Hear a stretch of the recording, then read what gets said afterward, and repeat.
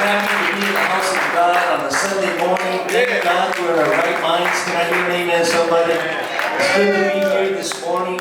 And you may go ahead and be seated. And this morning, I just want to remind everybody, after the service, we have food outside, and we're going to just have fellowship. Everybody's welcome, especially the visitors that are here this morning. We welcome you this morning. We hope that you enjoy this time here at Living Word. Amen. Let's give any visitor a warm welcome. Come on, visitors. I'm sure you're going to enjoy the tacos, and you're going to get all tacoed out. Hello. Don't overdose on the tacos. Amen. We don't want to find nobody laying out on the parking lot right there. We'll just put you in the home and we find you hungry. Amen. It's so good to be in the presence of the Lord. Today, very special to me because our guest speaker, Pastor Fernando, all the way from Oxnard, and I've known him for a long time. I've had talked to him for years. We reconnected a couple of weeks ago. He got a hold of me and he wanted to spend share a couple hours, and we met in Burbank at this Thai restaurant. It was bomb, man. Good Thai food, man. Man, I was under the influence. I don't know how I got home after that, but it was good. We had a good time. We were going to spend a couple hours with each other. I think we spent 5 hours there. We were there for 5 hours, man, and I was ready to eat again. Hell with somebody. But we had a great time, great fellowship. We got to do some catching up, but it's good to have him. I've known him since he was 16 years old. You know, I was his youth leader, but I'll let him tell you this morning. Amen. But let's give a warm welcome to Fernando. Come on up.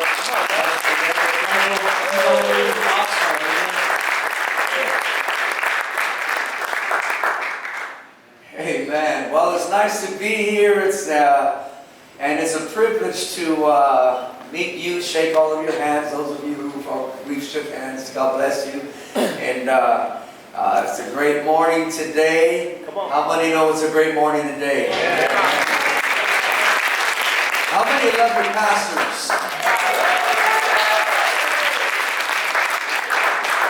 I just want to say thank you for the honor and the privilege, for the invitation. You know, I just wanted to come and visit the church, is what I told him, Pastor Manuel, and he said, no, if you're going to come, I want you to preach. And I said, well, I really just want to visit the church. It had been so long since we had spoken or even seen each other. I said, I just want to go visit the church because I was on a sabbatical and I was just visiting different churches for 3 months. And I just came out of a sabbatical and I wanted to come here. He says, no, I want you to preach. And so I'm going to do that this morning. However, I just want to say thank you, Pastor Manuel, Sister Laura, wherever she's at. And the worship was amazing. You guys are amazing.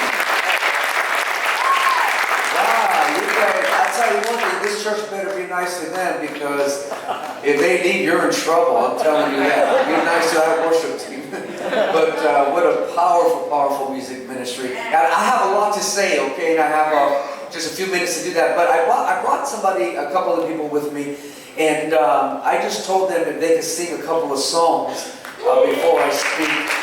And it's actually, it's just one person that's singing, so I'm saying they, but it's one person that's singing. But he has multiple personalities, so it is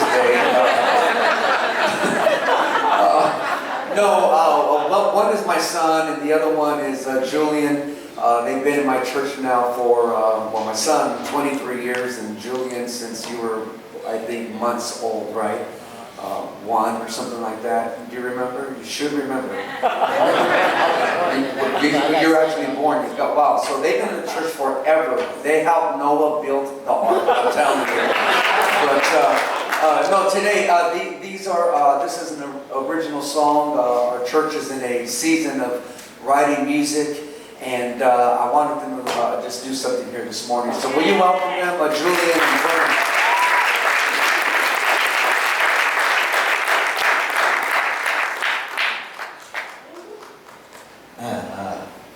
Good thing my good personality is ready this morning. You woke up good. Very nice today. Man, the worship team was awesome, man. I want to say, you guys took us there. You guys took really took it there. And man, you guys are awesome, man. All you guys have a girl drummer, huh?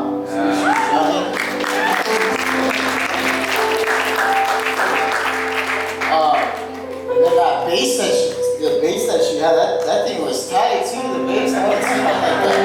Oh, she was right there in the middle, just rocking it, man. But yeah, you guys, man, you guys got that drip worship, you know? It was there, man. But yeah, that was awesome. And then I noticed too this, I don't know, I was noticing a lot of things, but I noticed this thing right here that holds the water. There's a girl in our worship team and she always grabs the water at the wrong time, and it's just like, but this thing right here, I'm probably gonna get her one. Yeah. Man, I'm just so blessed to be here. I feel really good just to be here. It's a privilege, you know. Thank you, Pastor Fernie, too, for bringing me here. You know, it's a privilege just to be here. And I feel great. I got my worship leader starter pack jacket, you know, on, ready to go. And yeah, I just feel really good to be here. And I'm just gonna do a song. It's a song that I wrote. I was 18 years old, or 19 years old. I got saved when I was 18. So I've been saved for 12 years. I've been in the church for 12 years.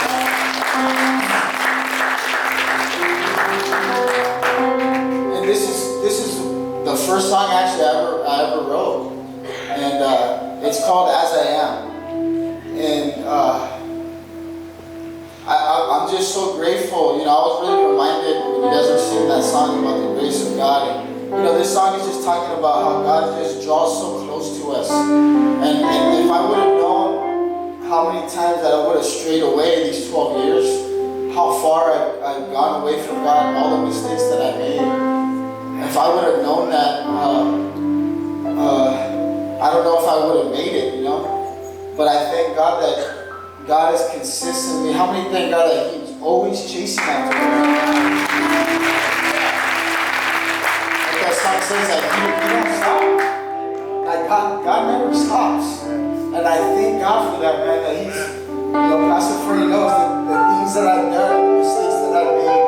And I thank God so much that I thought it was always about me chasing God. I think sometimes we think that it's about us chasing God, but it's really about Him chasing us. It's really about Him chasing us, going after us, even when we don't want God, even when we don't want Him, you know. And that's what this song is about. It's called As I Am, and I just thank God for His grace, you know. And you really know His grace when you really need it. You really understand God's grace when you really need it. And I just thank God so much. I was just reminded of His grace and His keeping power on my life. So it's called As I Am, and then we're doing one more song after. It's called Nothing Else. And so I just hope that, you know, this is just a moment that God can minister to you today. Even if you feel far away from God, that you would be ministered today. So thank you. I just thank you guys once again.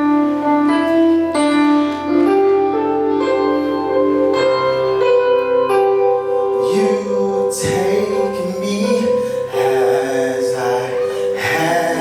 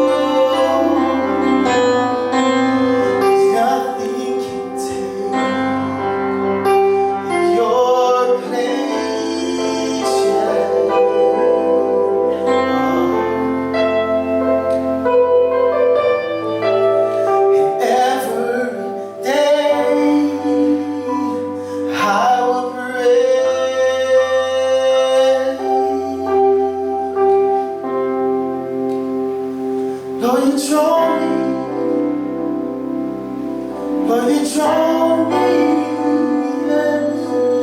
closer and closer to you. Lord, you pull me.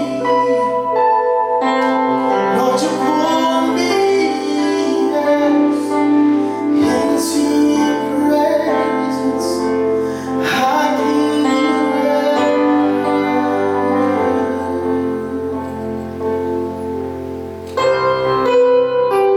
and I'm free in you.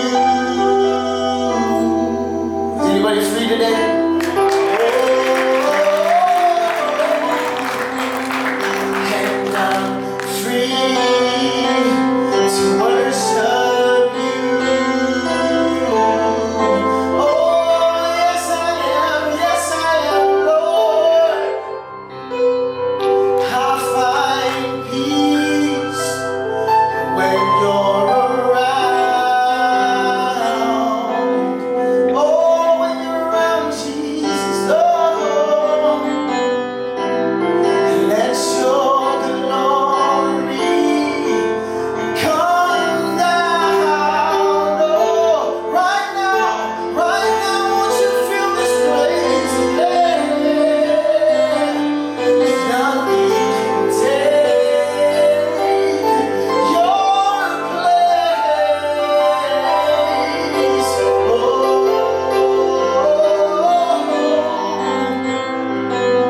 And every day I will praise.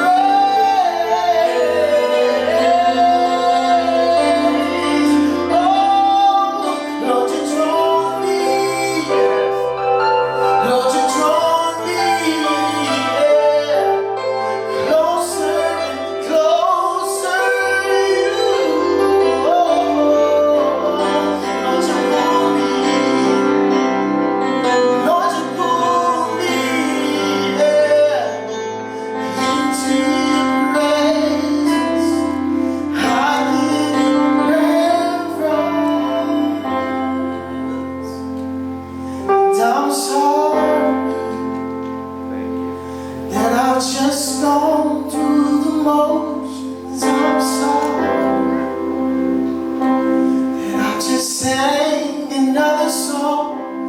Take me back to where we started. I open up my heart to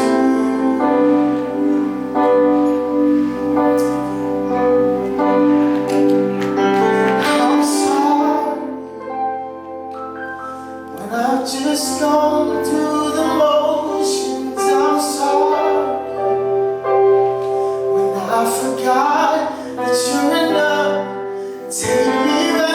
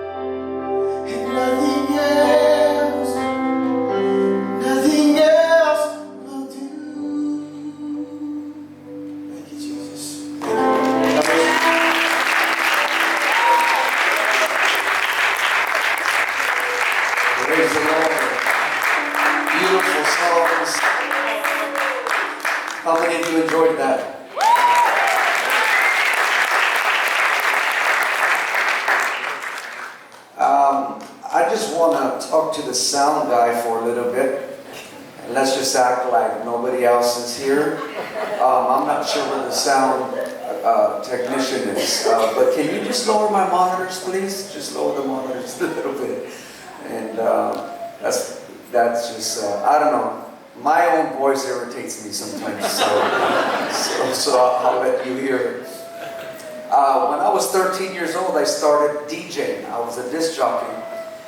And from the age of 13 to 16 years old, I was DJing on the radio, house parties, clubs. Actually, where our church meets to have church service, I used to DJ in that same auditorium. One time, I was DJing one time at a park at where we have church. And now I'm going back to the 80s for those of you who know anything about, Run DMC and all those back in those days. And I was DJing at this, where we have church now, but this was in 1986. And there was this guy that was just sitting on the stage for the entire time. 2 hours I was DJing, and he was there the entire time, just looking, just watching. And then finally he asked me a question. He goes, "Hey, do you have any world-class wrecking crew in your crates?" Because back then it was vinyl, and you kept them in crates, milk crates. "Do you have any world-class wrecking crew?" And I go, "Yeah, I got world-class wrecking crew." He goes, "Pull out that album." And if you know anything about hip hop or West Coast hip hop, then you definitely know who NWA is or were.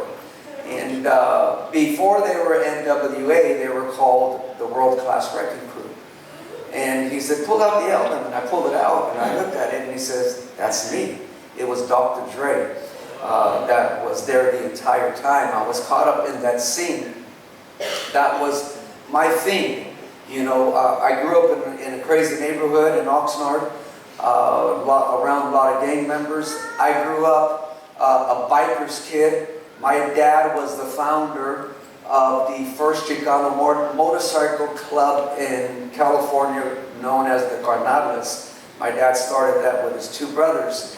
And I never became a biker, and I never became a gang member.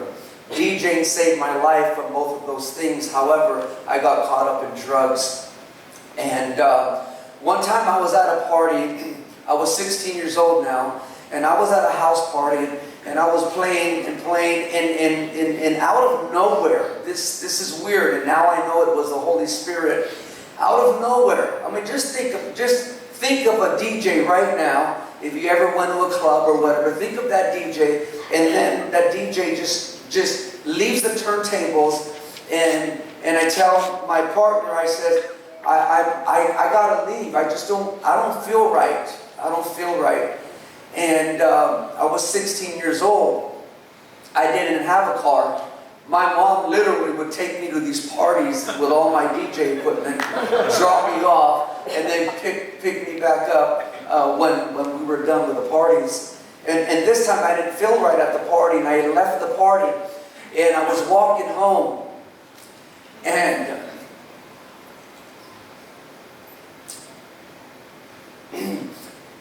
as I was crossing the railroad tracks, there was a poster that was stapled on a pole.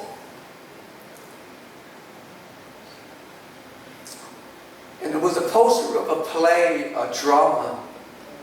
And I remember I pulled down that poster and I took it home with me, and I put it underneath my mattress until that day came when that drama was going to happen. It was going to happen 2 weeks later, June 28th, 1987. I went to that play, and I gave my life to Jesus Christ at the age of 16 years old.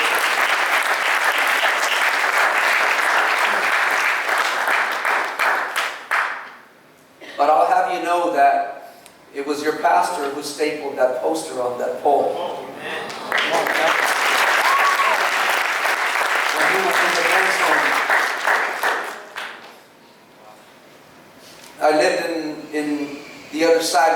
the tracks with a single mom. Because my dad became a heroin addict and abandoned me when I was younger. And how many of you, my house was tore up. How many of you ever heard of a Little House on the Prairie? Okay. Well, this was Little House and it's scary. I mean, this house was falling apart, literally. We literally had car jacks holding up the porch of my house. The roof caved in one time when it was raining. I mean, this house was just, it was tore up, and it was your pastor that laid brand new carpet in my entire house on his own free will. I had no transportation to church when I got saved. And we had church on Sunday morning, Sunday night, Wednesday, and Friday. And it was your pastor who would pick me up and take me to church.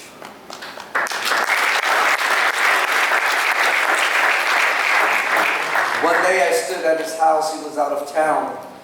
And I was taking care of his house. That's how much he trusted me. And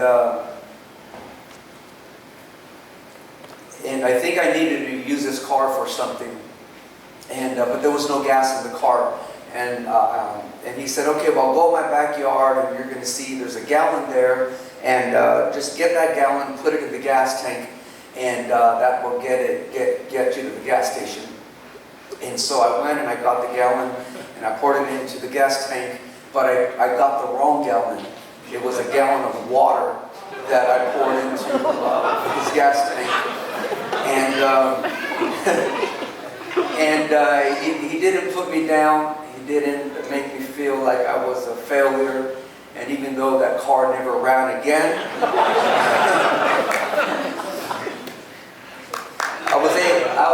at 18 years old, I'm serving the Lord.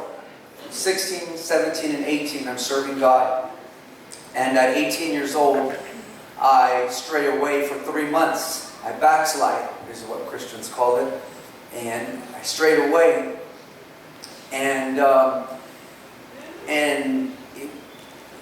all it took was for 3 months for me to become worse than I've ever been in my life. My mom found me in my backyard. I was unconscious. I had overdosed from a cocaine overdose, and I had a heart attack. And as a matter of fact, I had 3 heart attacks at the age of 18 years old. And when I was in the intensive care unit, the first person that came to pray for me was this man right here. And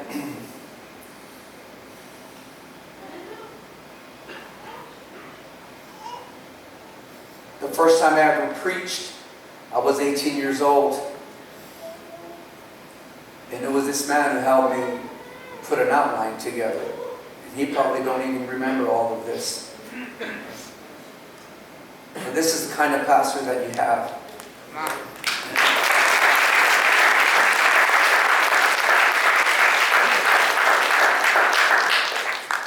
Since then, you helped me put my first sermon together. I'll have you know, Pastor Manuel, that I've preached nearly all over the United States of America, all over Mexico, Cuba, South America, Europe, South Africa, Asia. I've preached all over the world.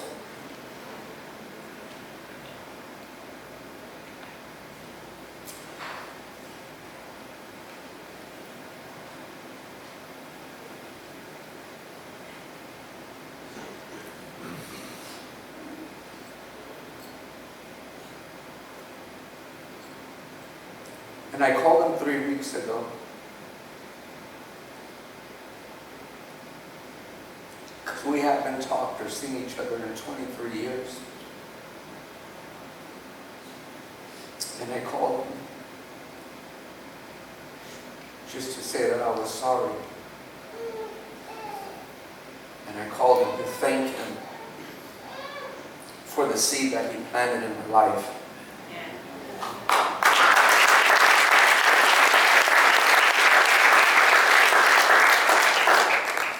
And I found myself today preaching at Living Word Fellowship, Chino Hills. Amen.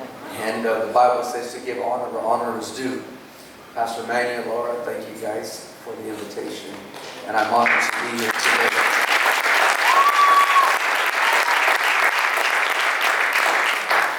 So after I found out I was going to preach here, I began to pray, and I told my wife, and so I had to pray and ask God, what am I going to preach about? I don't know the people in the church. I just know Pastor Manuel, I know Laura, and that's all I know. I don't know the atmosphere of the church or the vision of the church, or what am I going to preach? And so you can imagine, I've been preaching since I was 18 years old. Okay, right now I'm 23. So I've been preaching since I was 18 years old. I'm 48 today. I've been preaching that many years, 2-3 times a week sometimes. And you can imagine how much sermons that I have. And so it took me about a week to really pray and choose what God wanted to bring to this church. And it was narrowed down to 20 sermons Saturday morning. And my wife asked me in the afternoon, do you know what you're going to preach about tomorrow? And I said, I don't know. She says, what? You don't know what you're going to preach about tomorrow? I said, I don't know. It's down to 20 sermons. And so last night, about 12:30 in the morning is when I chose this message, because this is what the Lord put on my heart to give to you all here today. My wife sends her greetings. Right now, she's in a horrible time of her life. Both her mom and father were in separate hospitals for the last 3 months. And her father just got his leg amputated, and her mom had a stroke and was living off of 1% of her kidney. And so today, she's not here, and I believe she's on her way to visit her parents right now. Her name is Veronica, if you care. But that's her name.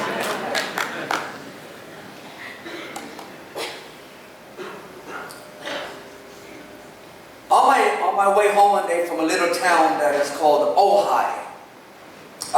It's about 10 miles out of Oxnard, and Ojai actually is the home of Johnny Cash, if you didn't know. Johnny Cash lived there, and his house was there. And on my way home, and from a time of separation, because that's where I'll go to separate and pray. And on my way home, I was asking the Lord to give me a brand new sermon, a fresh sermon. And as I asked God that, I seen this coffee shop, and it said the name of the coffee shop was Full of Beans.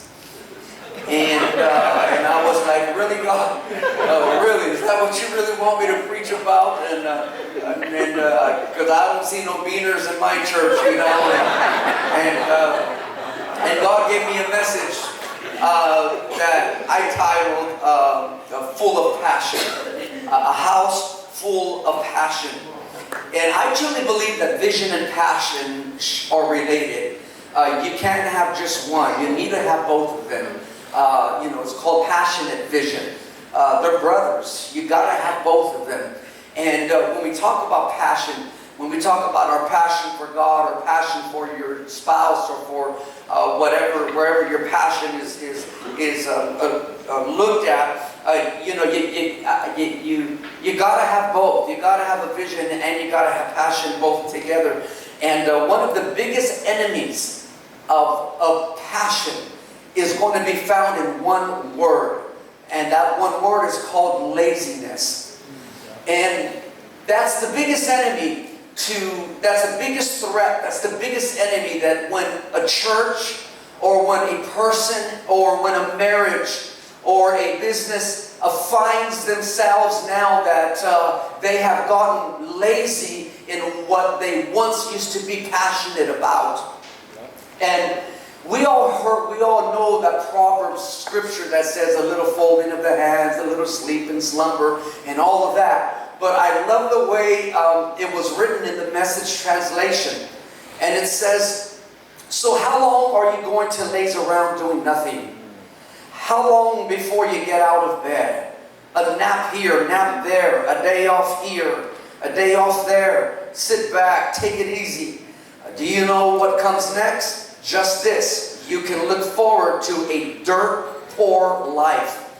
Poverty, your permanent house guest. Proverbs chapter 6, verse 9 through 11. Man, when I read that, I said, really? A poor dirt life? Poverty will be my permanent house guest?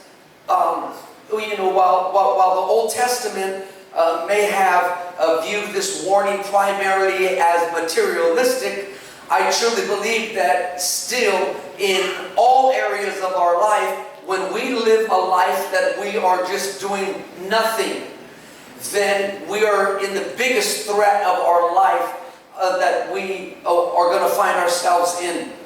And laziness causes a lot of damage in people. In Proverbs 19, verse 24, it says, some people are so lazy, they won't even lift a finger to feed themselves. And think hard on this one here. The food is right in front of him. And he's so lazy that he doesn't even want to lift his hand to feed himself. Another passage warning about the destructive effect of laziness is in Proverbs chapter 26, verse 14. It says, like a door turning back and forth on its hinges, the lazy person turns over and over in bed. See, the lazy person says, why take action when I can just blame somebody else for my problems? See, that's what a lazy person says. Is why take action when I could just blame somebody else for my problems? My father didn't raise me, and I could have been a lazy man and blamed my father my whole life on how I can't raise my kids.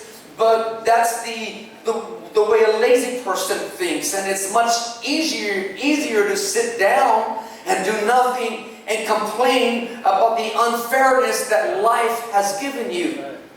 And the lazy person says, why take initiative in solving these problems when I could just blame my parents, when I could just blame my spouse, and blame my friends, and blame Donald Trump, and blame my church, and blame the pastor, and even some people will go as far as blaming God for their problems and will just say, this is why I am the way I am.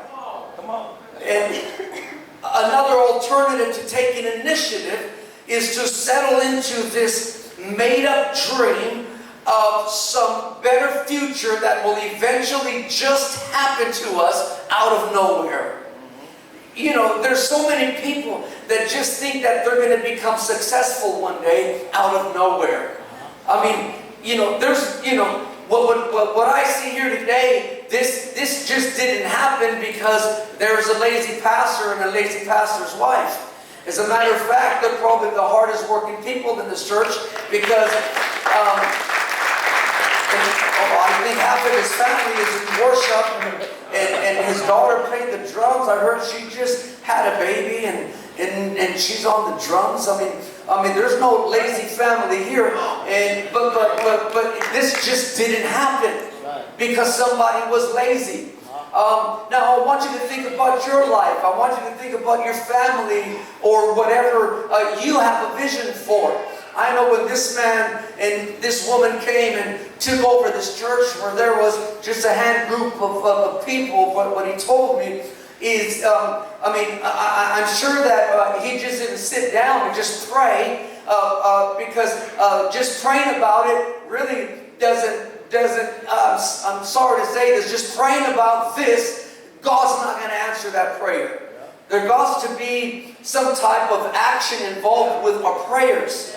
There's a lot of strategy involved for people to become successful. There's a lot of prayer involved, money, evangelism, manpower, faith. God's favor is involved. I mean, I could go on and on and on. I remember we put together this huge event in Oxnard at our largest auditorium. And awesome what you guys are going to do at the fairgrounds Easter. So give yourselves a nice hand for stepping out in faith like that. But I remember it was 3 nights. Those are probably the most expensive church services I've ever had in my life. We had some big name people, Matthew Barnett and others, and we went 3 nights in this auditorium. And then a friend in the world that used to be in the world with me, he came up to me and he wasn't saved, and he says, "Man, how did you do this? How did you put this thing together? Because I want to do something just like this." And I gave him the phone number for him to call the right person, and I've never seen him do an event there ever. The fantasy that sounds a little something like this: somehow, someday, Lord willing, my life will improve. Somehow, someday, what I want will come to pass. Someday, somehow, I'll drift into more satisfying circumstances. Success is just waiting for me tomorrow out there somewhere. See, dreaming for a better day without initiating for the better day is only but a dream. But this is what James meant when he said that faith without works is dead. I mean, when you look at people who have a dream and they're willing to give their life for that dream. I mean, one of the greatest examples that I can use is Martin Luther King Jr. He said, "You can kill the dreamer, but you'll never kill the dream." And when you have a dream, you'll actually die for that dream. You'll do anything for that dream. Listen, I don't know about who's here today, but maybe you're having marriage problems and you were in love one time. You were passionate for each other, and maybe that is all gone and it's out of your household. I'm here to tell you, you better be willing to die to keep that dream alive that you once had. It's sad to say there's a lot of people who live to be 80 years old, but they really died at 40. Wow. The natural course of life is not up, but it's down. I mean, those who choose to sit back and go with the flow normally end up going downhill. If we want God's best, then it's going to require going up. But the natural flow of life is to go downhill. That's why when somebody turns 50, they say, "It's all downhill from here on, brother." But that's our tendency. And that's the way we think, is that let's just go down because going up is a lot harder. Going up, it requires a little bit more from me. It's a climb. And without a doubt, that uphill walk is going to require initiative. It's going to require passion. And nobody who has embraced the somehow, someday philosophy will ever reach God's best for their lives. Everybody says, "I want to be a pastor." Oh, because you just see with the past, you just see the pulpit glory. No, this is, I'm telling you, preaching. I've been a pastor for a long time now, but I tell people, preaching is less than 10% of what's required of me as a pastor. And everybody says, "I want to be a pastor and I want to be raised up," and that's awesome. But I'm here to tell you today, that's not going to happen if you just sit there and you just dream one day and hope that you're pointed out somehow by your pastor and he says, "Hey, here, pastor this church, and next week you're going to have 200-300 people." It don't work like that. Faith without work is dead. And our natural tendency is just to go down. But I've come here today to tell this church, you are not going down. There's only one way to go, and that's up. Somebody shout amen. The challenge that opposes passion is making excuses. And the lazy person always finds a reason to do nothing. The lazy person comes up with great reasons for not getting a job, not going to work. And in Proverbs 22, verse 13, it says, if I go outside, I might meet a lion in the street and be killed. What an imagination that a lazy person has. And it's so true.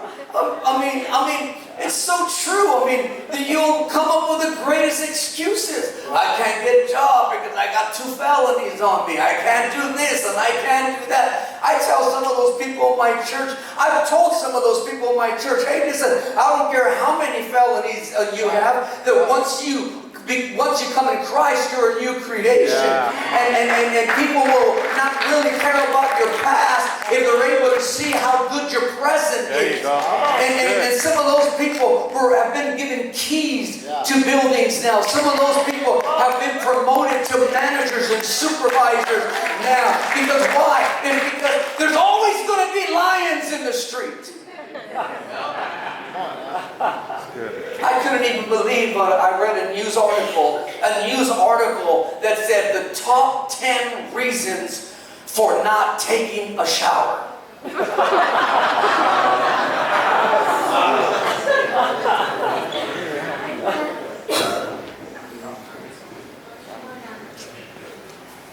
There's always going to be lions. There's always going to be something, someone.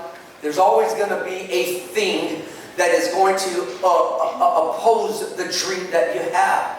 Always. And I don't know about what it is for you, but back home right now, I'll tell you, I've been through a lot of things. My wife being diagnosed with leukemia cancer, us losing our baby, our child when she was pregnant at 6 months because of the cancer, losing my dad because of cancer. There's so many stuff. I could go on and on with the stuff that I've been through in my life. But the biggest traumatic challenge that I've ever had in my life is where I'm at today. And this is one reason why I called you pastor, is because I needed a friend. And it's amazing on how many friends you think you may have, but they're really not your friend. A friend is somebody who will pick up his phone 23 years later and still say hello and still say, I'm here.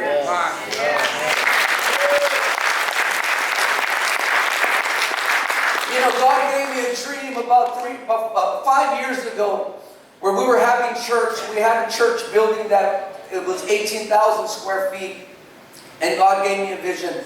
God said, sell that building and get something bigger. Because at that time we were having 3-4 services on a Sunday because we were growing and we outgrew our building. And so I listened to God. And now I'm mad at God, because He told me to do it. And now the people think I'm lying, about selling that building and buying something bigger. A 40,000 square foot building.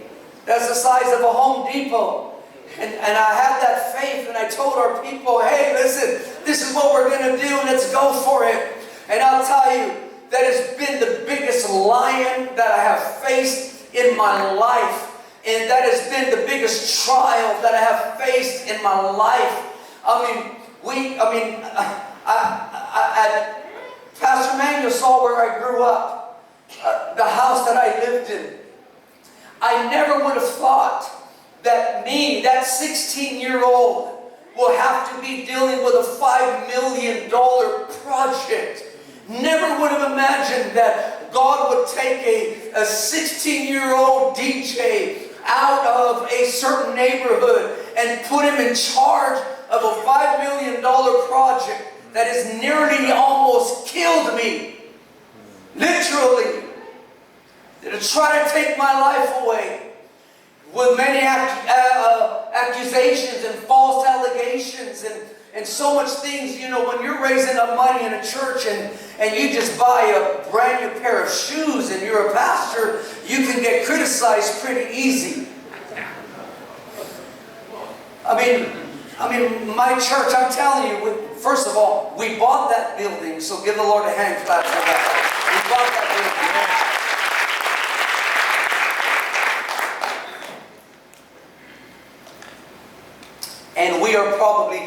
2 months away from getting into that building. I mean, $2 million worth of construction. The building itself cost us $3-something million around there. My church had to raise up. My church literally raised up $900,000 cash. I'm talking about, I mean, like $900,000 cash. It's crazy. My church, my poor church is like, I feel sorry for them, but then I don't, because I've given the most in my church, for this building project. We got our reports 2 weeks ago. We had a capital fundraiser, campaign fundraiser. And I was so surprised when I saw my report. We gave $49,700, me and my wife, towards this building project. And all of us getting together, we were able to raise up $900,000 and get into to buy that building. And we're just 2 months away. We're just like a little over, we just need a little over $100,000 to raise up now. And I can't believe that to me today, $100,000 sounds like $100. Because the first time we took up pledges in our church, we were trying to raise up altogether $1,000 to buy our first church computer. And so we were asking everybody, can you give $10 and $20? Because it was just a small hand group of people. And I can't believe that we went from taking up pledges in the church, from asking people to give $20 to $20,000. That's how much in our church. Who can give $20,000? Stand to your feet. Who can give $10,000? Stand to your feet. Who can give your head? Stand to your feet. I mean, right now, every drop of blood has been sucked out of our church congregation because we all for a dream. And we can all say, let's blame the lion. Let's blame the lion. We can all blame somebody or something. But when you have a vision and you have a passion and you put those things together and you let them stay together and don't let anything come between them together, then I'll tell you right now, you could buy that house. You could be that business owner. You could be a pastor. You will finally get married. Somebody say amen. Because some people here in this room, that's your dream, is just to marry somebody. I mean, you're like, I don't care, God. I don't care. I asked all the details for the last 12 years. I don't care. Just give me a her.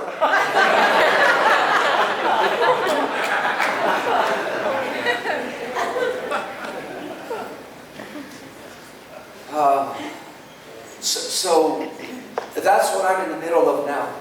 That has caused really huge problems in my life and for my future. And I could have easily blamed the lion, and I almost did. That's why I took 3 months off. And I was going to different churches and just receiving. Pray for your pastors, because pastors give so much. They serve so much, and sometimes you may look at them and you see that they're doing it from their heart and they love it, and I know they do, because I love people too. But sometimes they get tired, and you just really need to pray for them. And I don't think my church realized how much they needed to pray for me. That was the first time I ever took time off like that in all these years I've been pastoring, and was able just to receive. And it was during that time when I got a hold of your pastor, and said, man, I just need to talk to somebody, and pastor to pastor, because these days, right now, I don't trust anybody. I really don't trust anybody. Those people who say, Pastor, I got your back. I'm like, yeah, only you stab it. I mean, that's like where I'm at right now. And so, because pastors are human too. And I could have easily blamed the lion.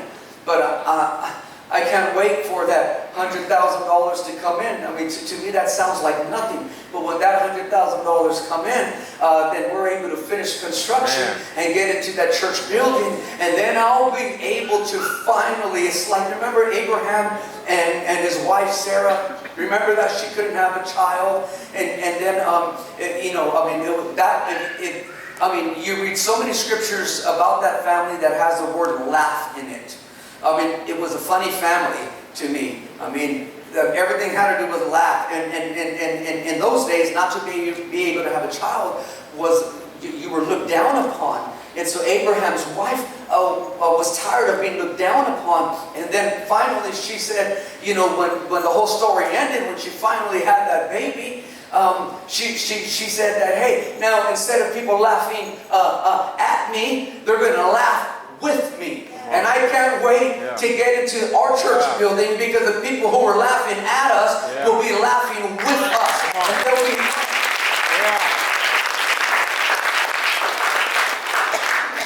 So what's the secret? What is the secret? What is the secret for somebody that still has passion through whatever she or he has been through in their lives? The secret is found in one word. The secret is found in the word heart. Heart. It takes heart. That's where the secret is. It all starts with a heart. I tell my church there's a difference between hype and heart. You know, don't misinterpret hype for heart. Somebody once said, I can't take claps to the bank and deposit those. No, money is what, and first of all, I'm not going to ask for money, by the way, so don't be afraid, okay? I know the way some of you think, oh, you can send them over here, get an offering over here. Brainwash them and all this other stuff. No, nothing like that. I tell my church there's a difference between hype and heart. Hey, it's so easy to clap. It's easy to clap in here when we're singing songs with such a great worship team. But what about when it's when you're all by yourself in the middle of the street and facing that lion? Will you clap or will you run? Or will you run?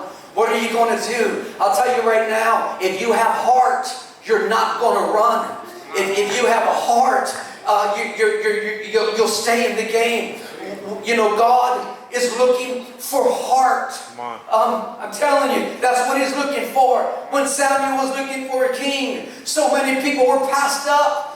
Taller people were passed up. Smarter people were passed up. And finally, this Samuel said, no, there's somebody else that needs to be anointed as a king. Do you have any more children? And David's dad said, well, I have one more, but I don't think you'll be too interested in him. Where is he at? Samuel said. And this is what I got to say about that. This is what I have to say about that. While David was in the back sheep tending, his brothers were in the front pretending. And God always looks for the heart, not for the mind. It's because the mind knows it all. The heart does it all. Then when you have heart, that's the thing that keeps you in this game. That will allow you to finish the race. And God never said to finish the race in first place or second place, third place. Just finish the race. If you crawl to the finish line, then you did your job here on this planet. It's amazing how every day, throughout the day, we can use that word heart in a conversation. Heartless is a word that we use. Ask Kanye West; he knows a lot about heartless. There's another definition to describe a heart. It is not just heartless, but a blackened heart, which actually represents a man that has an evil heart. Just like what has happened in New Zealand a couple of days ago. That young man went in there and he went live on social media, and I think he had like a GoPro strapped to his head, and he just started killing all of these people. That's what you call black-hearted. In Thousand Oaks in November, just a few miles away from my city, somebody went into there and pulled out a gun and just started shooting people. That's what you call black-hearted. And then there's the brave-hearted. And these are the courageous soldiers that just put their life on the line for you and I. Those are brave-hearted people. The firefighters that ran up the Twin Towers while the fearful ones ran down from the towers. That's what you call brave-hearted. Mikey Garcia last night from Oxnard, California, fought in a weight division that is 2 weights higher than him, and that's what you call brave-hearted. He lost, but he did. But I'll tell you one thing, he may have lost that fight, but he gained a whole lot of fans. See, when people see that you're able to lose and still walk, they will follow you because they know that you're not going to give up when you lose another time. And I'm a big boxing fan, and I'll tell you this, is that you can still be a world champion with losses on your record. And there's brave-hearted, and we talk about brave-hearted. And then there's a broken-hearted is another word that we use. And if you're here today, God can heal your broken heart. I don't care what you're going through. God can heal it. God knows what you feel like because God felt pain when he saw his son murdered in front of his eyes. God knows what pain feels like. And God can heal a broken-hearted person. And then there's heart-to-heart. And that's when you want to just have, that's what me and Pastor Manuel did over that Thai food. And I thought it was just going to be 40 minutes. We were there for 5 hours, couldn't believe it. Why? Because that's what you call having a heart-to-heart talk. An intimate talk with a person. And then sometimes you'll just hear people when this is when you know they're losing their passion, because what they start saying now is they say, oh, my heart's just not in it. You ever heard somebody say that when you ask him to help in kids ministry? My heart's just not in it. Well, first of all, your heart's never been in it, but you know that your heart's not in it. And by the way, on my sabbatical, I went to so many churches. Me and my wife, from Stephen Furtick's church all the way down to here, Living Word Fellowship, you know.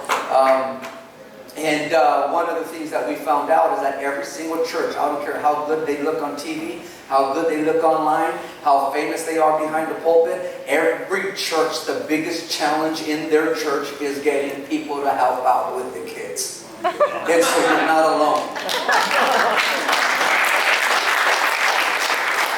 But what I tell my churches, now when we see Julian come up and lead worship, I say, hey, listen, man, some of you were his teacher when he was 7 years old, when he was 8 years old. And now look at what he's doing. He's leading you into the presence of God. And so when you're able to show, our church is older, so our church is 33 years old. So you have people now that at one time they were 5 years old, a long time ago. Now they're the ones who's leading the church, etc. I don't think Pastor Manuel would ever thought that maybe I would be a pastor. I'm sure he thought I would be a pastor, but he probably never thought that I would preach all over the world. I don't know. He used to tell me, you know, God has a call on your life all the time. He said, God has a call on your life. God has a call on your life. And you never know. Listen, I don't care how young those kids are. When you serve those children, look at them as not what they are, but what they're going to become. Because some of them, I'm telling you, some of them may be the mayor in Chino, and some of them may be in a powerful position, and you're going to be able to say, look what the Lord has done through, what is it called, Kids Town? Is that what it's called? Is that what you call it, Kids Town? Oh, well, kids or kids. We call ours the demonic ministry. I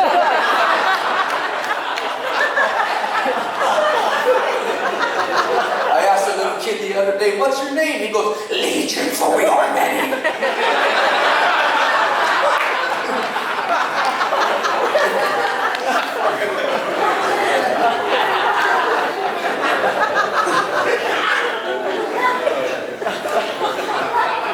My heart's just not in it. My heart's just not in it. That's a sign, listen to me, leaders in the this church, when people start talking like that, or when you start thinking like that, then what's happening is your passion is being threatened. And when that's taken away, you're just going to settle for a mediocre life when God is a God of elevation, when God is a God of creation, when God is this enormous person, and we're going to settle for just the minimal of what the enormous has. When you start feeling and thinking that way, my heart's just not in it, then that's a sign. That's a sign that you better get your heart back in it. Because if your heart is not in it, it will just get further away from it. But you got to get your heart back in it. And every one of us here is challenged to say, my heart's just not in it. My heart's just not in it when we're losing. But my heart's in it when we're winning. My heart's just not in it. One day the Pharisees came up and they thought they were going to catch Jesus. Because back in those days, you have to understand, I want to say that the Jewish law, there was 316 laws that the Jewish people lived by. And the Pharisees were Jews who came up to Jesus and they asked Jesus a question. And they asked him a question and they were surprised. They asked him what the greatest commandment is.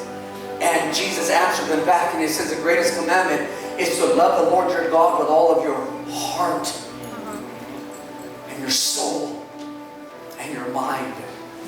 But it starts here.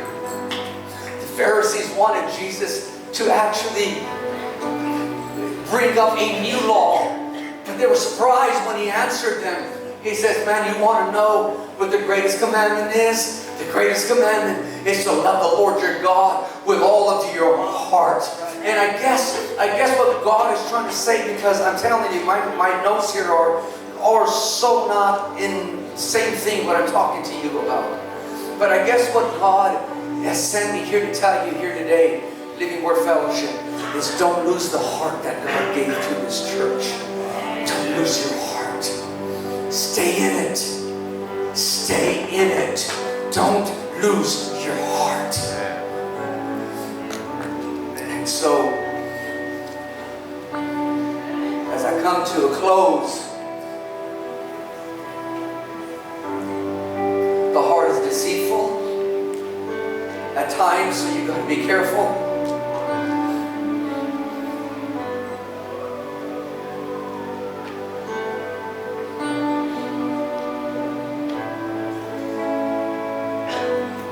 The song that Julian wrote,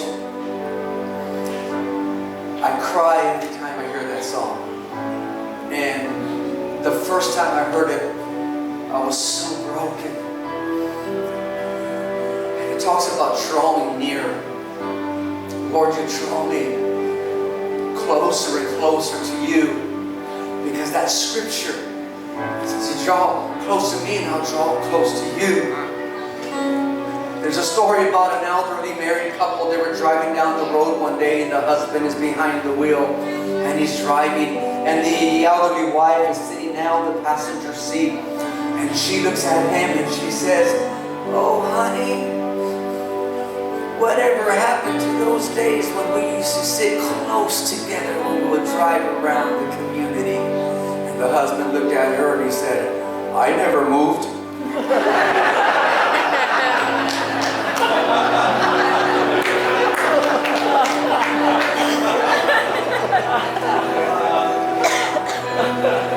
We can blame so many people, but God has always been there. He has always been there. You know how you know when you have passion? When you wake up at 5 o'clock in the morning and church starts at 10:30. You know when you have passion is that when you show up at work at 6:30 but you're not supposed to be there till 7. You have passion when you walk 3 miles a day and the doctor only asks you to walk 1. You have passion when you get 15% as a tithe, not 10. You have passion. Passion makes you get your clothes ready on a Saturday. When you're getting your clothes ready Saturday to come to church on Sunday, then that means that's a good sign that you have passion. Passion makes you go to a midweek service. Passion keeps you praying on your knees, not for minutes, but for hours. That's what passion does.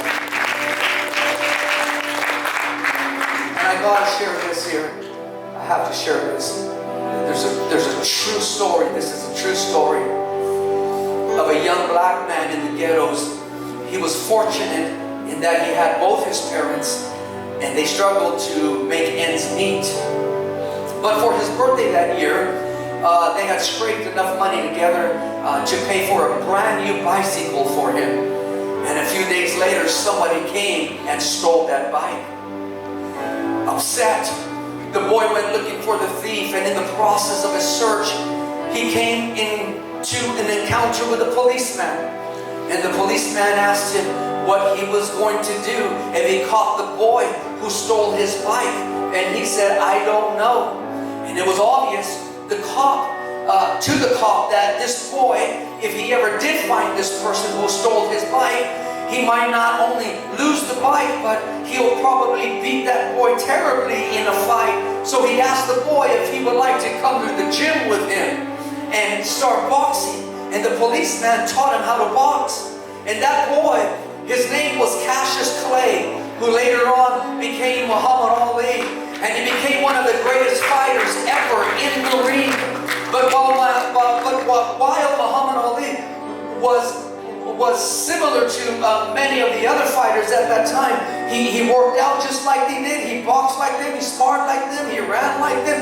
And he trained for them in every single fight. But he had one distinguishing difference that gave him the edge whenever he put on his gloves. And Ali said this, to this day, I never found my bike. But every time I got in that boxing ring, I looked across at my opponent and said to myself, that's the guy who stole my bike. I don't know what's trying to steal your passion, but you better fight it. I don't know what's trying to, you better get back whatever has been stolen from you. That I'm telling you, no. Don't you dare let that lion take your family away. Don't let him take your freedom away. Don't let him take that health away. Don't let him take your joy away. Don't let him take that business away. Don't let him take this church away. Because God is amazing.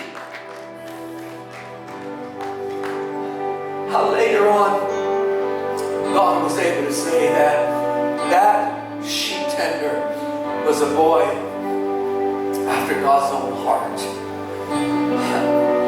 Don't lose God's heart. I guess that's why God sent me here today.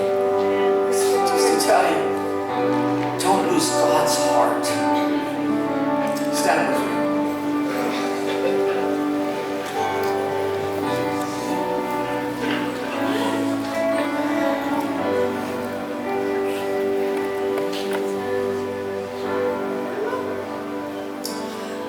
Bow your head. Can you close your eyes? I know today is Bring a Friend Day. And if somebody brought you to church, that's a great friend. And you're here today and possibly maybe you don't know Jesus Christ, but you would like to accept Him. And you need Jesus in your heart. I just want to say a simple prayer for you. And I'm going to ask that you would lift up your hand if you want to receive Jesus in your heart, because that's step number one to get to heaven, is to receive Jesus in your heart. And so if you want to receive Jesus, at the count of 3, I'm going to ask you to lift up your hand if you want Him in your heart. 1, 2, 3. Let me see, lift up your hand. Anybody in this room, God bless you over here. Anybody else? Anybody else? I see this other hand over here to my right, and I see that hand in the back row. I see that hand over there. Oh, hallelujah. Hallelujah. Thank you, Jesus. Those 3 who lifted up your hand, listen, I want you to say this prayer. I want you to say, Dear Jesus. Say it. Say, Dear Jesus, come into my heart. I want your heart. Forgive me of my sins and receive me as your child. I pray this in your name. Amen. Now, I want to talk to this church here. I want to open up this altar. If your heart has been challenged, and I'm talking about threatened, your heart has been threatened, then this altar call is for you. And don't you dare feel embarrassed about coming forward right now. So as we sing this song, if you feel this message was for you, I want you to come to this altar right now. This is going to save your future.